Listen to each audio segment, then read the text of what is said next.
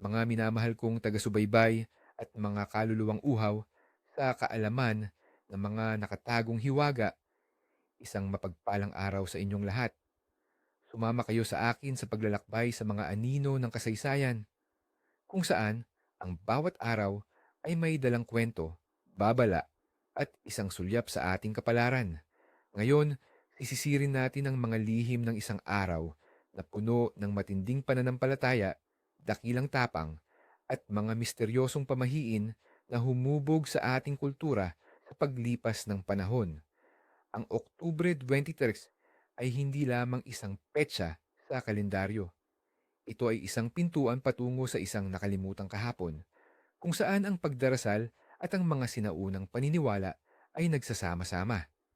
Tinatawag itong araw ng banal na mandirigma, isang pangalang umaalingaw-ngaw sa kasaysayan ng isang dakilang banal, si San Juan ng Capistrano. Ang araw na ito ay nakaugnay sa kanyang memorya, isang taong ang buhay ay isang patotoo ng hindi matitinag na pananampalataya at paglaban sa kadiliman. Sa maraming kultura, ang mga araw na nakatuon sa mga banal na personalidad ay nagiging sentro ng mga ritual, pagdarasal at mga pagdiriwang na humihingi ng gabay, proteksyon at pagpapala mula sa langit. Ito ay panahon kung kailan ang tao ay bumabalik sa pinagmulan ng kanyang pananampalataya at humuhugot ng lakas mula sa mga ipinaglaban ng mga banal. Sa araw na ito, lalo na, ang mga tao ay humihingi ng tulong para sa kalusugan, umaasa na makakaiwas sa sakit at karamdaman tulad ng pakikipaglaban ni San Juan sa mga herhiya at kasamaan. Nagsusumamo rin sila para sa matagumpay na ani upang ang lupa ay maging sagana at ang kanilang mga hapagkainan ay hindi mawalan ng biyaya. Ang mga dalaga at binata ay nagdarasal para sa pag-ibig at mapapangasawa, umaasang matagpuan ang kanilang katulad ni San Juan na matapat at may matatag na paninindigan. Ang hustisya at proteksyon mula sa masasamang puwersa ay kabilang din sa mga pangunahing hiling salamin ng matapang na pakikipaglaban ng banal para sa katuwiran at katotohanan. Bagamat ang araw na ito ay may malalim na ugat sa Kristyanismo, hindi natin maihihiwalay ang pagnanais ng tao na kumonekta sa mga kapangyarihan sa itaas, isang pagnanais na matatagpuan din sa mga pre-kolonyal na paniniwala ng ating mga ninuno, kung saan ang mga anito at diwata ay pinaniniwala ang gumagabay at nagpoprotekta o nagbibigay ng pagsubok batay sa kilos at gawa ng tao. Ang kasaysayan ni San Juan ng Capistrano ay isang epiko ng pananampalataya, digmaan at mga himala, isang kwento na parang kinuha mula sa mga sinaunang alamat ngunit may matibay na pundasyon sa katotohanan. Ipinanganak noong 1386 sa Capistrano, Italia, sa isang marangal na pamilya. Si Juan ay itinadhana para sa isang buhay ng kapangyarihan at karunungan. Maaga pa lang ay nakita na sa kanya ang pambihirang talino. Nag-aral siya ng abogasya sa Perugia at sumikat bilang isang mahusay na hurado at tagapangasiwa. Sa murang edad na 26, naging gobernador siya ng Perugia, isang posisyong nagpapakita ng kanyang kahusayan at paggalang. Ngunit ang kapalaran ay may ibang plano para sa kanya. Habang siya ay nasa kanyang kasuktulan, nasadlak siya sa isang serye ng pagsubok mula sa pagkakulong sa isang digmaan hanggang sa personal na pagkabigo na nagtulak sa kanya na tanungin ang kahulugan ng kanyang buhay. Sa loob ng bilangguan, isang malalim na pagbabago ang naganap sa kanyang puso. Naramdaman niya ang tawag ng Diyos, isang tawag na mas malakas kaysa sa anumang yaman o kapangyarihan ng mundo. Sa edad na 30, tinalikuran niya ang kanyang maluho at makamundong buhay at sumapi sa Order of Friars Minor, ang mga Fransiskano, kung saan siya ay naging alagad ni San Bernardino ng Siena, isa pang dakilang banal na tagapagtaguyod ng debosyon sa banal na pangalan ni Jesus. Dito, nagsimula ang kanyang tunay na misyon. Si San Juan ay hindi lamang isang monghe na nagdarasal sa isang selda. Siya ay isang maalab na mangangaral, isang sundalo ni Kristo na may apoy sa kanyang mga salita. Ang kanyang mga sermon ay nagpapakilos sa libu-libong tao, nagpapagaling sa mga may sakit at nagpapanumbalik ng pananampalataya sa mga nawalan ng pag-asa. Lumibot siya sa buong Europa, ipinangangaral ang ebanghelyo at nilalabanan ang mga herehiya na sumisira sa pananampalataya ng mga tao. Ngunit ang pinakadakilang sandali ni San Juan ay naganap sa edad na si Pepitaw noong 1456 nang ang Ottoman Empire sa pamumuno ni Sultan Mehmed sa Sarungan ay nagbabanta sa Europa. Ang Constantinople ay bumagsak na at ang Belgrade, isang mahalagang kuta, ang susunod na target.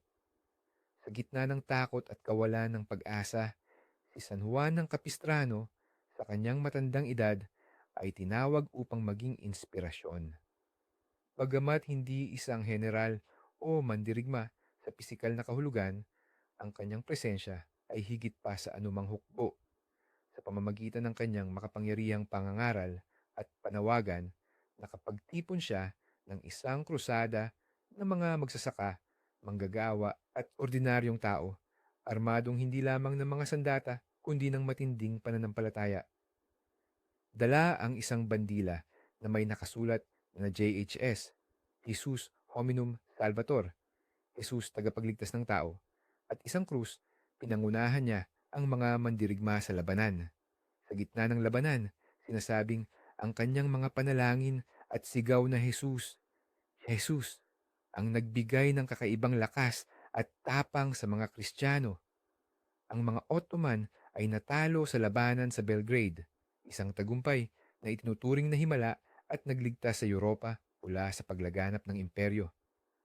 Makalipas ang ilang buwan, noong Oktubre 2 1456, pumanaw si San Juan ng Capistrano, isang tunay na bayani ng pananampalataya na nag-iwan ng legasiya ng tapang, karunungan at hindi matitinag na pananalig sa kapangyarihan ng Diyos. Ngayon, sisisirin natin ang mga palatandaan ng kapalaran sa araw na ito, mga hudyat at babala na maaring maging gabay sa ating buhay. Mga pamahiin. 1. Panahon sa umaga. Kung ang umaga ng Oktubre 23 ay mahamog at malamig, senyalis ito ng matabang lupa at masaganang ani sa susunod na taon. Ang hamog ay simbolo ng biyaya ng kalikasan na nagpapalusog sa lupa at naghahanda para sa bagong pagtubo. 2.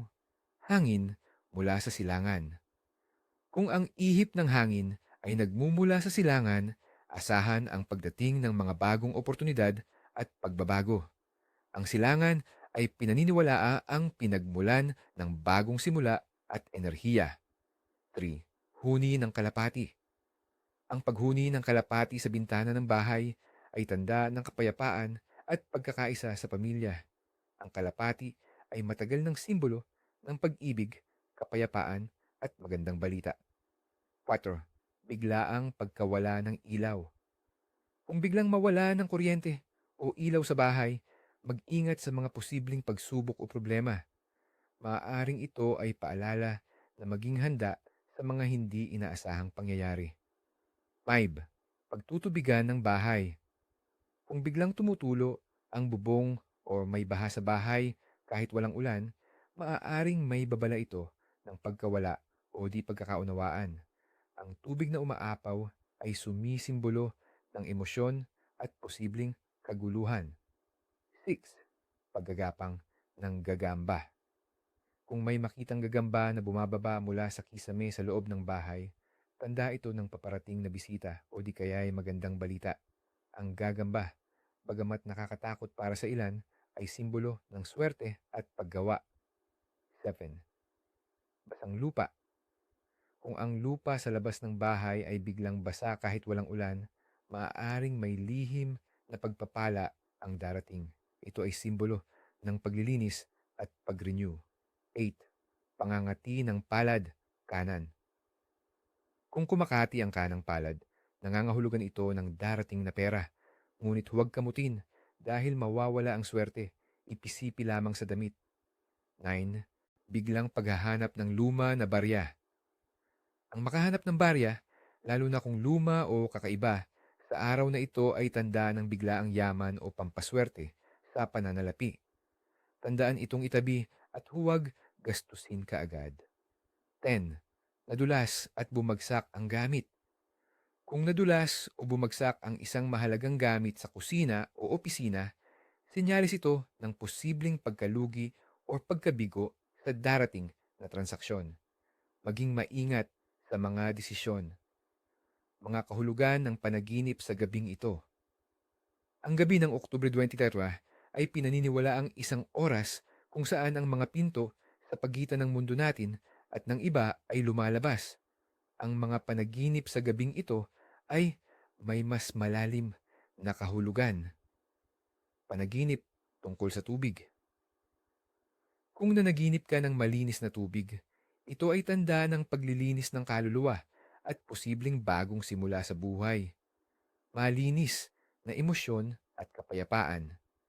Kung maruming tubig naman, babala ito ng mga darating na problema o emosyonal na kaguluhan na kailangan mong harapin. Panaginip tungkol sa hayop. Ang pagkakita ng malaking ibon na lumilipad ay nagpapahiwatig ng kalayaan at tagumpay sa mga hamon. Kung nanaginip ka ng pusa, mag-ingat sa mga taong mapanlinlang o lihim na kaaway. Ang aso ay simbolo ng katapatan at proteksyon. Maaaring may darating na kaibigan o tagapagtanggol. Panaginip tungkol sa pagtakas o pagsakay. Kung nanaginip kang tumatakas sa isang panganib, ito ay senyales na malalampasan mo ang isang malaking pagsubok sa iyong buhay. Ang pagsakay sa kabayo o anumang sasakyan ay nangangahulugang pag-usad at pagkamit ng mga layunin. Ngunit depende sa direksyon at kondisyon ng sasakyan, maaaring may mga balakid. Panaginip tungkol sa pagtatanim o pag-aani.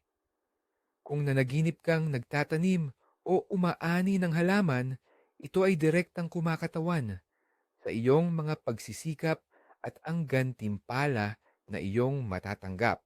Ang masaganang ani ay nangangahulugang tagumpay at kasaganahan, habang ang tuyong ani ay babala ng pagkabigo o pagkalugi. Mga ipinanganak sa araw na ito. Ang mga ipinanganak sa Oktubre 23 ay pinaniniwalaang mayroong natatanging karakter at kapalaran. Kadalasang sinasalamin ang mga katangian ni San Juan ng Capistrano. Sila ay may matinding pagmamahal sa katotohanan at hustisya, hindi takot na ipaglaban ang tama kahit nalaban sa agos. Sila ay matatag, determinado, at may likas na kakayahang mamuno at magbigay inspirasyon sa iba. May taglay silang kakaibang karisma at talino na nagbibigay sa kanila ng kapangyarihang impluensyahan ang kanilang kapaligiran. Gayunpaman, ang kanilang matinding paninindigan ay maaari ring maging sanhi ng pagkakasuway sa iba. Sila ay madalas na matatagpuan sa mga posisyong nangangailangan ng pananagutan tulad ng abogasya, pamamahala o pagtuturo. Mayroon din silang malalim na espiritualidad kahit na hindi ito palaging nakikita sa labas. Ang kanilang buhay ay puno ng mga pagsubok, ngunit sa bawat pagsubok, mas lumalabas ang kanilang likas na tapang at tatag. Ang kanilang kapalaran ay nakaugnay sa paghahanap ng katotohanan at paglilingkod sa isang mas mataas na layunin na kadalasang nagdadala sa kanila sa landas ng pagbabago at pagpapabuti sa lipunan. Mga iminumungkahing pangalan. Sa araw na ito, ang mga may kaarawan ay ang mga nagtataglay ng mga pangalang tulad ni John, Juan, Giovanni, Capistran, or Capistrano. Ang mga ito ay nagbibigay pugay sa banal na ipinagdiriwang. Bukod dito, ang mga pangalang nagpapahiwatig ng tapang, karunungan, at pananampalataya ay angkop din. Halimbawa, Juan. Ang pangalang Juan ay nagmula sa Hebrew na Yohanan, na nangangahulugang si Yahweh ay mapagbigay o biniyayaan ng Diyos. Ang mga taong nagtataglay ng pangalang ito ay kadalasang mabait, mapagbigay, at may malalim na pananampalataya. Sila ay may likas na kakayahang maging leader at tagapagtaguyod ng mga mabuting layunin. Mayroon silang malalim na koneksyon sa kanilang espiritualidad at madalas na inspirasyon sa iba. Ngunit maaari rin silang maging mapaghanap ng perpeksyon na minsan ay nagdudulot ng pagkabigo sa kanilang sarili at sa iba. Ngayon, dumako tayo sa mga tradisyon at ritual na dapat gawin sa araw na ito upang makahugot ng biyaya at proteksyon. Mga tradisyon at ritual sa araw na ito. 1. Ritual ng panalangin para sa katarungan at proteksyon. Layunin. Upang makahingi ng patnubay at proteksyon mula sa mga panganib, kasinungalingan at kawalan ng hustisya, gayon din upang manatiling matatag sa mga pagsubok. Ano ang kailangan? Isang puting kandila, isang maliit na baso ng malinis na tubig, isang maliit na imahen o larawan ni San Juan ng Capistrano, kung mayroon, at isang tahimik na lugar. Kailan at paano gawin? Sa pagsikat ng araw o sa takip-silim ng Oktubre 23, sa tahimik na lugar, sindihan ng puting kandila. Ilagay ang imahen ni San Juan at ang baso ng tubig sa tabi ng kandila. Ipikit ang mga mata, huminga ng malalim at mag-isip ng iyong mga hiling at kahilingan para sa hustisya, proteksyon at tapang. Pagkatapos, bumigkas ng dasal. O banal na San Juan ng Capistrano, mandirigma ng pananampalataya at tagapagtanggol ng katotohanan, naway ang iyong tapang ay magsilbing inspirasyon.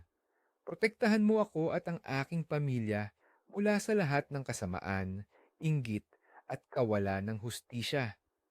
Bigyan mo kami ng lakas na harapin ang mga pagsubok at panatilihin ang aming pananampalataya. Gabayan mo kami sa landas ng katuwiran. Amen. Pagkatapos ng ritual, hayaan ang kandila na masunog ng buo kung ligtas gawin. Ibudbud ang tubig sa iyong mga halaman o sa labas ng iyong bahay bilang simbolo ng pagpapakalat ng biyaya at proteksyon. Itabi ang imahen sa isang sagradong lugar. 2. Ritual ng pagpapala ng tahanan at sarili. Layunin.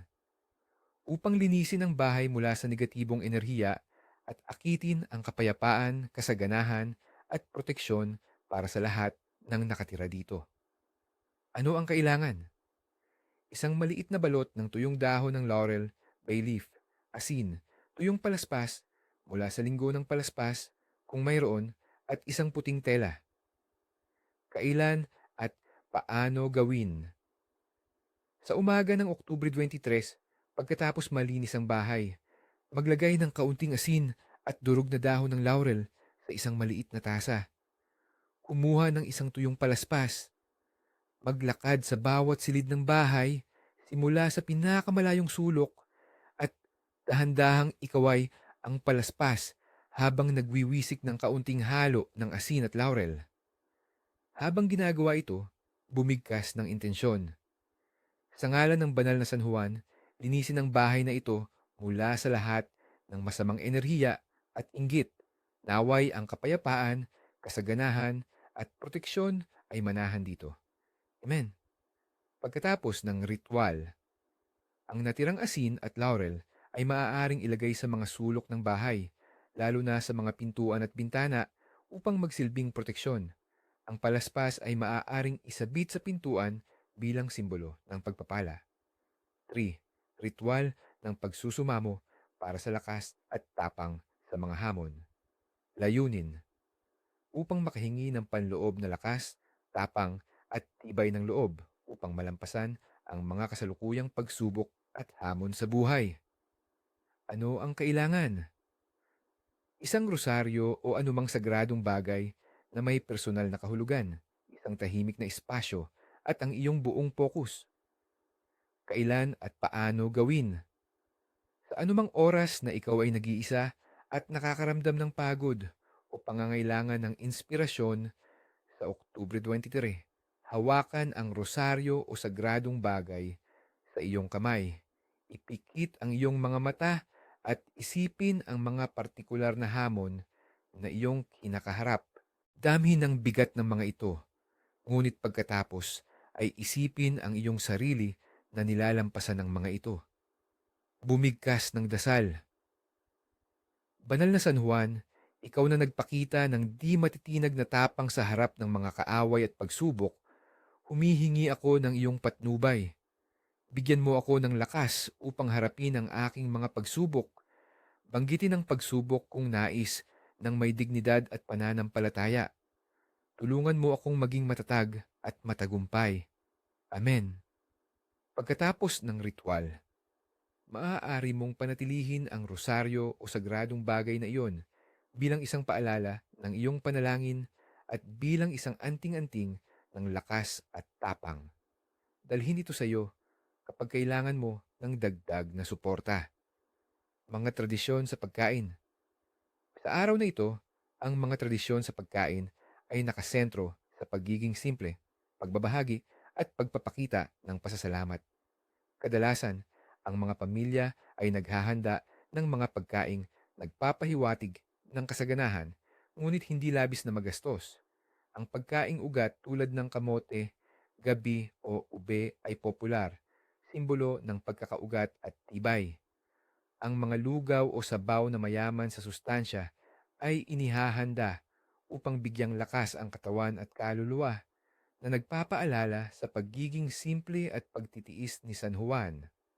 Mahalaga ang pagbabahagi ng pagkain sa mga nangangailangan at pagbibigay ng bahagi sa altar o sa mga espiritu bilang pasasalamat. Ang pagkain ay dapat pagpalain bago kainin, humihingi ng patnubay at biyaya. Ngayon, sa huling bahagi ng ating paglalakbay, sisisirin natin ang mga mahigpit na pagbabawal sa araw na ito. Tandaan, ang paglabag sa mga ito ay maaaring magdulot ng hindi magandang kapalaran o kaparusahan.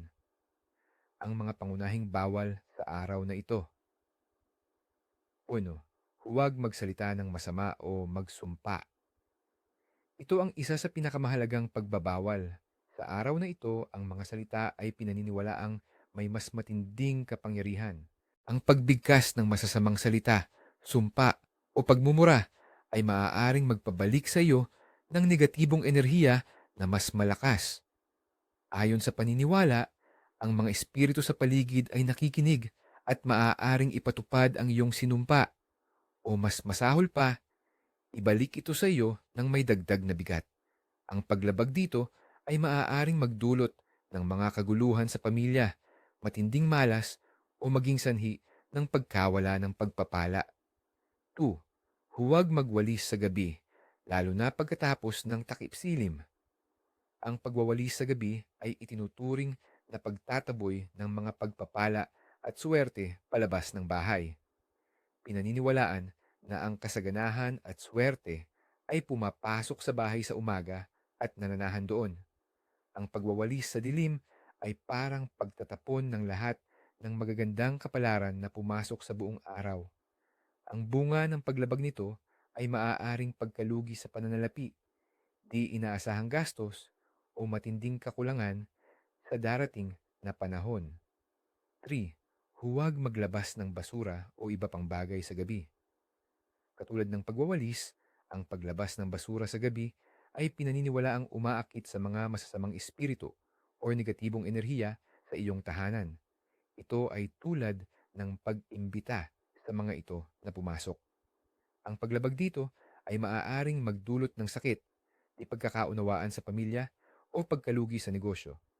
Panatilihin ang basura sa loob hanggang umaga. 4. Huwag mangutang o magpautang.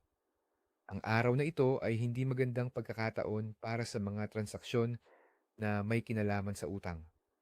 Ang mangutang ay pinaniniwalaang magdudulot ng patuloy na pagkakautang, habang ang magpautang ay maaaring mahirapan ng makolekta ang kanyang pera o mawalan ng biyaya ang kanyang yaman. Ang layunin ay mapanatili ang daloy ng yaman sa paraang balanse at hindi nakasalalay sa pagkakautang. 5. Huwag magputol ng kuko sa gabi. Ang pagpuputol ng kuko sa gabi ay isang matandang pamahiin na nagbabala laban sa paghina ng iyong life force o ki. Pinaniniwalaan na ang pagputol ng anumang bahagi ng katawan, tulad ng kuko o buhok, sa gabi ay nagiiwan sa iyo na mas mahina at mas bukas sa mga negatibong impluensya o sakit. Ang bunga nito ay maaaring paghina ng kalusugan, di inaasahang karamdaman, o pagkawala ng lakas sa mga importanteng desisyon. Huwag maglakbay ng walang pag-iingat o walang paalam. Kung kailangan mong maglakbay, maging maingat at magpaalam sa mga mahal sa buhay. Ang biglaang pag-alis ng walang paalam ay pinaniniwalaang nagdudulot ng malas sa paglalakbay. Masama ring maglakbay ng walang malinaw na layunin dahil maaari kang maligaw, hindi lamang sa pisikal kundi sa espiritual na kahulugan. Ang paglabag dito ay maaaring magresulta sa mga aksidente, pagkawala ng mahalagang gamit o mga balakid na mahirap lampasan. 7. Huwag maging mapagmalaki o mapanuri. Sa araw na ito, lalo na, mahalaga ang pagpapakumbaba at paggalang. Ang pagiging mapagmalaki o mapanuri sa kapwa ay pinaniniwalaang nagtataboy ng mga pagpapala at umaakit ng karma. Ang espiritu ng banal ay hindi pinapaboran ang pagmamataas. Ang bunga nito ay maaaring paghihirap sa mga relasyon, pagkawala ng suporta, o hindi inaasahang pagkabigo sa mga layunin. 8. Huwag kalimutan ang pagdarasal at pasasalamat. Ang pagkalimot na magdasal o magpasalamat sa mga biyaya ay itinuturing na kawalan ng pagpapahalaga sa Diyos at sa mga banal.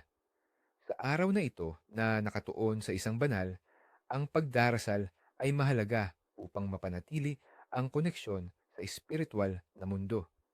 Ang paglabag dito ay maaaring magdulot ng espiritual na kawalan, pagkawala ng direksyon, at pagbaba ng proteksyon mula sa itaas. 9. Huwag magsimula ng bagong malaking proyekto ng walang paghahanda. Bagamat ang araw na ito ay maaaring magdala ng bagong enerhiya, hindi ito ang oras upang magsimula ng malaking proyekto ng walang sapat na pagpaplano at paghahanda. Pinaniniwalaan na ang paggawa nito ay magdudulot ng mga balakid, pagkabigo, at di matatapos na gawain. Mas mainam ang pagpaplano at pagpapatuloy sa mga nasimulan na. 10. Huwag magwalang bahala sa mga matatanda at mga bata. Ang pagbibigay galang sa mga matatanda at pag-aalaga sa mga bata ay mahalaga. Ang pagbaliwala sa kanilang mga pangangailangan o pagiging walang respeto ay pinaniniwalaang magdudulot ng malas at pagkawala ng biyaya. Ang paggalang sa nakaraan at pag-aalaga sa kinabukasan ay sentro ng maraming paniniwala. At dito, nagtatapos ang ating paglalakbay sa mga hiwaga ng Octubre Tobacco 3. Naway ang mga kaalamang ito ay magsilbing gabay at paalala sa inyong pang-araw-araw na buhay. Ang pag-unawa sa mga sinaunang tradisyon ay hindi lamang pag-alam sa nakaraan, kundi pagkuha ng karunungan para sa kasalukuyan at kinabukasan. Tandaan, sa bawat araw, mayroong aral, mayroong babala, at mayroong pag-asa. Manatiling bukas ang isip, panatilihing matatag ang pananampalataya, at laging sundin ang daan ng kabutihan. Hanggang sa muli nating pagkikita, naway ang hiwaga ay laging sumainyo